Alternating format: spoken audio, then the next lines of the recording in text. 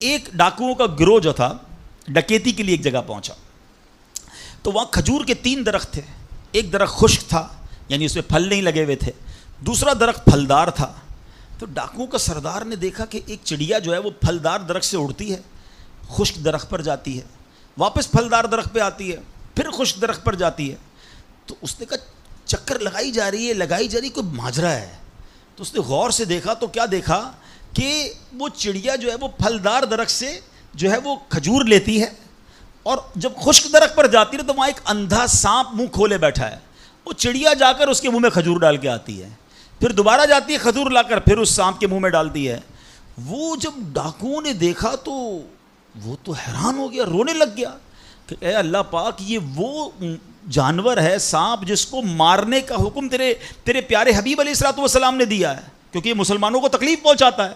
مگر تو نے جب اس کی آنکھیں لی تو اس کے رزق کا انتظام کر دیا اور ایک چڑیا کی ڈیوٹی لگا دی کہ وہ جا کر اس کو کھانا پہنچائے. تو میں تو اشرف المخلوقات ہوں, میں تیرے بندوں کو لوٹ رہا ہوں, اے اللہ تو میری توبہ قبول فرما, میں آئندہ ایسا نہیں کروں گا. یہ رونے لگا.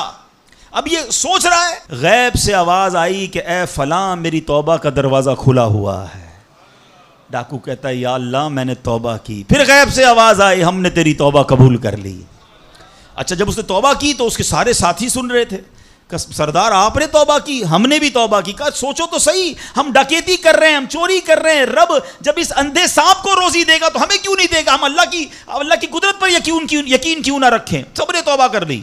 اب جب توبہ کر لی تو انہوں نے کہا کہ اب ایسا کرتے ہیں کہ حج کو چلتے ہیں. سارا قافلہ بنا کر ڈاکوؤں کا قافلہ توبہ کر کے چلا حج کرنے کو. جب مکہ پاک کے قریب پہنچے نا تو وہاں ایک نابینا بڑھیا تھی, وہ ہر قافلے والے سے اس ڈاکوؤں کے سردار کا نام لے کے پوچھتی تھی. وہ بندہ آیا تو ڈاکوؤں کا جب قافلہ ہے تو کہا میں ہی تو وہ ہوں.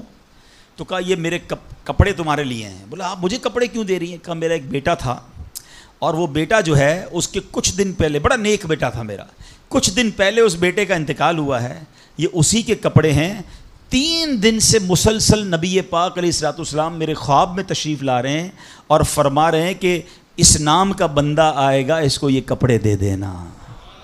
ہائے ہائے, ذرا سوچو تو صحیح, جب رب توبہ قبول کرتا ہے تو مرتبے کیسے بڑھا دیتا ہے. کاش یہ بات سمجھ آ جائے. اللہ سے بندہ جب دوستی کر لیتا ہے نا, اللہ پچھلے گناہ معاف فرما دیتا ہے, بلکہ اللہ راضی ہو جائے تو گناہوں کو نیکیوں میں بدل دیتا ہے.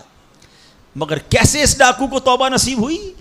یقین. کاش حرام کمانے والا, سود کا کام کرنے والا, کاش رشوت لینے والا, ڈاکہ ڈالنے والا, چوری کرنے والا یہ سوچے کہ میں کیوں کر رہا ہوں, ملاوٹ کرنے والا سوچے. اللہ پر بھروسہ تو رکھو یار, رب نے میرا نصیب لکھا ہوا, جو میرے نصیب میں مجھے مل کر رہے گا.